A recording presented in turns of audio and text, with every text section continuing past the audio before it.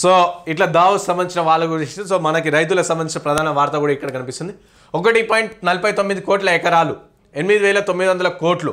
So Rythu Bharosa లెక్క తెలిసిన ఆఫీసర్లు ఎకరానికి 6,000 చొప్పున పెట్టుబడి సాయం. సో రైతు భరోసా సంబంధించి ఏదైతే కాంగ్రెస్ పార్టీ చెప్పిందో ఈ నెల 26 తారీఖున చేస్తామని చెప్పేసి దానికి సంబంధించి లెక్కలు కూడా తెలిసిరంట. సో 1,49 కోట్ల ఎకరాలు ఉన్నాయి. దానికి సంబంధించి 8,900 కోట్లు అవసరం అని చెప్పేసి కూడా లెక్కలు తెలిసిరు. ఎకరానికి 6,000 చొప్పున పెట్టుబడి సాయం ఇస్తారంట. 26 నుంచి విడతల వారీగా రైతుల ఖాతాలో జమ. నేడో రేపు ఆర్థిక శాఖ ఆదేశాలు. సాగుకు యోగ్యం కాని భూములు 3 లక్షల ఎకరాలు పైగా ఉన్నట్లు గుర్తింపు. సో మంచిగా సాగుకి యోగ్యం కాని భూములు 3 లక్షల ఎకరాలకు పైగా ఉన్నాయని చెప్పేసి లెక్కలు కూడా తెలిసి మంచి పని అది. వాటి సర్వే నంబర్లు ఆన్లైన్లో బ్లాక్. సో ఏవైతే సాగుకి యోగ్యం కాని భూములు ఏవైతే ఉంటాయో సో వాటి సర్వే నెంబర్లు కూడా ఆన్లైన్ ఉంటాయి కదా. సో వాటిని బ్లాక్ చేసి ఈ భూములకి రైతు భరోసా కింద పైసలు ఇవ్వద్దు, నిధులు విడుదల ఇవ్వద్దు అని చెప్పేసి కూడా బ్లాక్ చేసిరంట. రైతు భరోసా లెక్క తేలింది. రాష్ట్ర వ్యాప్తంగా సాగుకు యోగ్యమైన భూములు 1.49 కోట్ల ఎకరాలు ఉన్నట్టుగా అధికారులు ప్రాథమికంగా గుర్తించారు. వీటికి సీజన్కు ఎకరానికి 6,000 చొప్పున రైతు భరోసా ఇచ్చేందుకు మొత్తం 8,900 కోట్లు అవుతుందని అంచనా కూడా వేశారు. ఈ మేరకు నిధులు విడుదల చేయాలని ఆర్థిక శాఖ ఇప్పటికే ఆదేశాలు వెళ్ళినట్టు తెలిసింది. వ్యవసాయ రెవెన్యూ శాఖల అధికారులు క్షేత్రస్థాయిలో పర్యటించి రాళ్ళు రప్పలు కొండలు వెంచర్లు హైవేలు ఇరిగేషన్ ఇతర ప్రభుత్వ అవసరాల కోసం తీసుకున్న భూముల లెక్క తేల్చారు. ఇలాంటివి 3 లక్షల ఎకరాలకు పైగా ఉన్నట్లు గుర్తించారు. సో గ్రామ సభలు నిర్వహించి ఆ భూముల సర్వే నంబర్లను ఆన్లైన్లో బ్లాక్ చేస్తున్నారు. సో ఈ భూములకు మినహాయించి మిగిలిన అన్ని వ్యవసాయ భూములకు విడతల వారీగా రైతు భరోసా అందిస్తున్నారు. సో గత సీజన్ వరకు ఎకరానికి 5,000 చొప్పున పెట్టుబడి సాయం జమ చేయగా ఈసారి ఎకరానికి 6,000 చొప్పున ప్రభుత్వం ఇవ్వనుంది.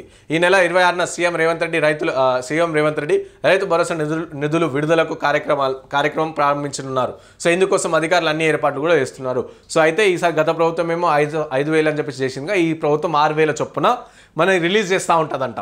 సో రిలీజ్ చేస్తూ ఉంటుంది. అయితే దానికి సంబంధించి 3 లక్షల ఎకరాలకు పైన కూడా సాగు చేయని భూమి ఏవైతే మనం చూసినాక పెట్రోల్ బంకులు అంటే ఇప్పుడు ఎట్లుందంటే మ్యాక్సిమం ఊర్లలో సో సాగు చేసే భూముల కాడ పెట్రోల్ బంకులు ఏర్పాటు చేయడం, లేకపోతే వేరే కంపెనీలు ఏర్పాటు చేయడం, వేరే ఫ్యాక్టరీలు కానీ ఇలాంటి చిన్న అవన్నీ ఏర్పాటు చేసి అయినా సరే వాటిపైన వ్యవసాయం చేస్తున్నట్టుగా కూడా ఉన్నాయి రికార్డులు.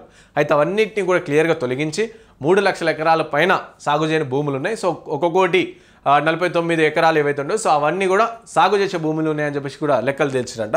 సో రేపో మాపో అంటే అధికారులన్నీ కూడా క్లియర్ చేసి సో మనకి జనవరి 26 తారీఖున విడతల వారీగా మన అకౌంట్లలో డబ్బులు జమ అవుతాయి.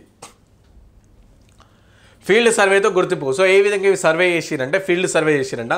ప్రస్తుతం రెవెన్యూ శాఖ దగ్గర ఉన్న వివరాల ప్రకారం దాదాపు 1,53 లక్షల ఎకరాలు వ్యవసాయ భూములుగా నమోదై ఉన్నాయి.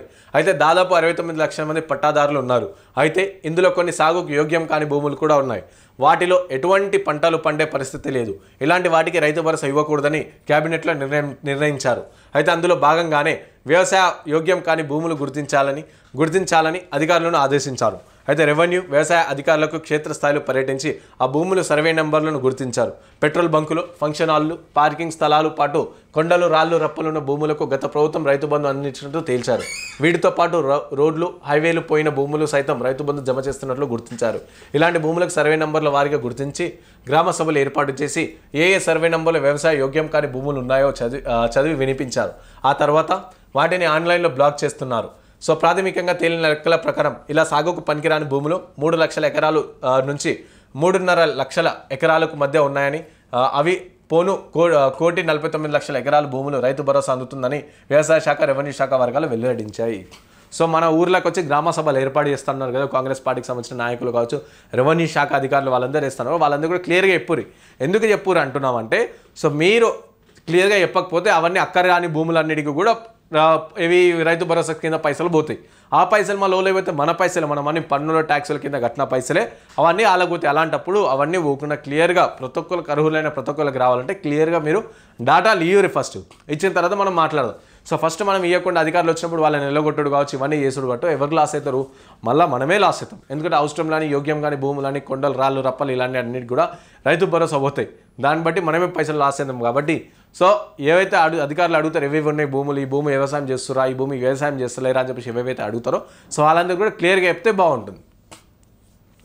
అయితే పైసలు ఎట్లా ఇస్తారు మనకు రైతు భరోసా కింద పైసలు ఎట్లా ఇస్తారంటే విడతల వారికి ఇస్తారంట. రైతు భరోసా కోసం ప్రభుత్వం నిధులు రెడీ చేసుకున్నది. ఇప్పటికీ 10,000 కోట్ల మేర సేకరించింది. ఇందులో రైతు భరోసాకు అవసరమైన 8,900 కోట్లు మంజూరు చేస్తూ ఆర్థిక శాఖ త్వరలోనే ఉత్తర్వులు ఇవ్వనున్నట్లు తెలిసింది. ఈ మేరకు ప్రతిపాదనలు సిద్ధం చేశారు. అయితే ఏకకాలంలో కాకుండా ఎప్పటిలాగే విడతల వారీగా రైతు భరోసాలో ప్రభుత్వం జమ చేయనుంది. ఎకరానికి 6,000 చొప్పున 1,49,00,000 ఎకరాలు ఇస్తే 8,900 కోట్లు అవుతుంది. అయితే గతంలో పోలిస్తే ఇది దాదాపు 1,500 కోట్లు ఎక్కువ. అయితే ఏ గ్రామాల్లో సాగంకి యోగ్యం కానీ భూములు డిజిటల్ బ్లాక్ పూర్తయిందో ఆ గ్రామాల్లో ఎకరా వరకు భూములు ఉన్న రైతులందరికీ ఈ నెల 26న పెట్టుబడి సాయం అందుతుంది. ఇలా విడతల వారీగా పూర్తి స్థాయిలో నిధులకు 15 రోజుల్లోగా రైతుల ఖాతాలో జమ చేయనున్నారు. అయితే టీజీబీలో ఏపీజీబీవీ విలీనం నేపథ్యంలో ఆయా బ్యాంకుల ఖాతాలు ఉన్న రైతులకు పెట్టుబడి సాయం జమ చేస్తే టెక్నికల్ సమస్యలు వచ్చే అవకాశం ఉందని ప్రభుత్వం గుర్తించింది. ఒకవేళ ఈ నెల 25 కల్లా ఆ బ్యాంకు నుంచి క్లారిటీ వస్తే మరుసటి రోజు యథావిధిగా నిధులు జమ చేస్తాయని, లేదంటే ఆ ఖాతాదారులు జమ చేస్తున్న ఆ ఖాతాదారులకు తర్వాత జమ చేస్తామని చెప్పేసి అధికారులు వెల్లడించారు. అయితే ఇక్కడ ఎవరైతే రైతులు చూస్తా ఉన్నారో వాళ్ళు ఏం చేయాలంటే మీ పాస్బుక్లకు సంబంధించి ఏదైతే లింకులు ఉంటాయి, బ్యాంక్ అకౌంట్ లింక్ ఉంటాయి, అందులో మెయిన్గా మన ఏపీజీవీబీ బ్యాంక్ ఉంటుంది, ఆంధ్రప్రదేశ్ గ్రామీణ వికాస్ బ్యాంక్ ఏదైతే ఉందో అది ఇప్పుడు తెలంగాణ గ్రామీణ వికాస్ బ్యాంక్గా కూడా చేంజ్ అయింది. అయితే అలా చేంజ్ అయినప్పుడు ఒకవేళ వాళ్ళకి 26వ తారీఖున ఒకవేళ జమ చేస్తే టెక్నికల్ ఇష్యూస్ వల్ల ఏమైనా ప్రాబ్లం అవుతుందేమో. సో ఆ బ్యాంకుల కంటే ఆదేశాలు ఇచ్చారంట. సో ఆ బ్యాంకులు త్వరలోనే వాళ్ళ టెక్నికల్ సమస్యలు కావచ్చు, వాళ్ళ పేరు మార్పులు కావచ్చు ఏవైతే ఉంటారో సో అవన్నీ కూడా త్వరలోనే క్లియర్ చేస్తే వాళ్ళకి రైతులు ఆ బ్యాంకుల అకౌంట్లో ఉన్న రైతులు ఎవరైతే ఉంటారో సో వాళ్ళకి నెక్స్ట్ డే కూడా యథావిధిగా వస్తాయి. లేకపోతే కాస్త ఆలస్యమై వాళ్ళ అకౌంట్లో అంటే ఏపీజీవీబీ బ్యాంక్ ఉంది, మళ్ళీ మాకు గ్రామీణ వికాస్ బ్యాంక్ ఉంది, మాకు పైసలు పడతాయి అని చెప్పి టెన్షన్ పడొద్దు. ఆ బ్యాంక్ టెక్నికల్ సమస్యలన్నీ క్లియర్ చేసిన తర్వాత వాళ్ళకి దాని తర్వాత రోజు వచ్చేస్తాయంట పైసలు. సో అలాంటి వాళ్ళు ఏం టెన్షన్ తీసుకోవద్దు. అయితే ఫస్ట్గా ఉన్న ఎకరం భూములు ఏవైతే ఉందో వాళ్ళందరికీ కూడా పైసలు వస్తాయి. దాని తర్వాత విడతల వారీగా అందరికి కూడా 15 రోజులలో ఈ పైసలు వచ్చేస్తాయంట. సో చూడాలి ఇది కూడా, ఇందులో కూడా అంటే రైతు రుణమాఫీ లెక్క సగం చేస్తారా లేకపోతే సగం కాకుండా అందరికీ చేస్తారా అని చెప్పి చూడాల్సింది. సో రైతులకు సంబంధించి చూడాలి. అందరి లెక్క తేలుస్తాం. ఆ భూమిలో పెట్రోల్ బంక్ ఉంది, అయినా దానికి రైతు బంధు ఇచ్చారు. ఫంక్షన్ హాల్లో ఉన్న భూమికి రైతు బంధు అందింది. కొండలు, గుట్టలు, చెరువులు, లేఅవుట్లు ఇలా సాగుకు సంబంధం లేని భూములన్నింటిలో గత బీఆర్ఎస్ సర్కారు హయాంలో రైతు బంధు అందిన తీరు అధికారుల సర్వేలో బయటపడుతుంది. ఈ నెల 17 దాకా జరిగిన సర్వేలో అలాంటి భూములు 2 లక్షల ఎకరాలు దాకా ఉన్నాయని చెప్పేసి తేలింది. గ్రామ సభలు ముగిసిన తర్వాత మళ్ళీ సర్వే మొదలుపెట్టి భూములన్నీ లెక్క పక్కాగా వెలికి తీసాలని చెప్పేసి అధికారులు హెచ్చరిస్తున్నారు. సో ఇట్లా రాళ్ళు, రప్పలు, గుంటలు భూములు ఏవైతున్నాయో అవన్నిటికి సంబంధించి కూడా సో లెక్కలు తీసిరంట. రైతు భరోసాకు అర్హం కాని భూములు రాష్ట్ర వ్యాప్తంగా దాదాపు 2 లక్షల ఎకరాలు. ఉమ్మడి రంగారెడ్డి జిల్లాలోని 76,000 ఎకరాలు, ఉమ్మడి నల్గొండలో 20,277 ఎకరాలు, సంగారెడ్డి జిల్లాలో 15,314 ఎకరాలు, మెడ్చల్లో 14,300 ఎకరాలు కట్. సో ఇట్లా ఇవైతే చూస్తున్నాం కదా మనం రాష్ట్రంలో రంగారెడ్డి జిల్లా, మెడ్చల్ జిల్లా ఇవన్నిటికి సంబంధించి లెక్కలు కూడా తీసిరంట అధికారులు. సో ఇవి సాగయ్యే భూములు, ఇవి సాగు కాని భూములు, యోగ్యం కాని భూములు, వీటికి రైతు భరోసా ఇయ్యము అని చెప్పేసి.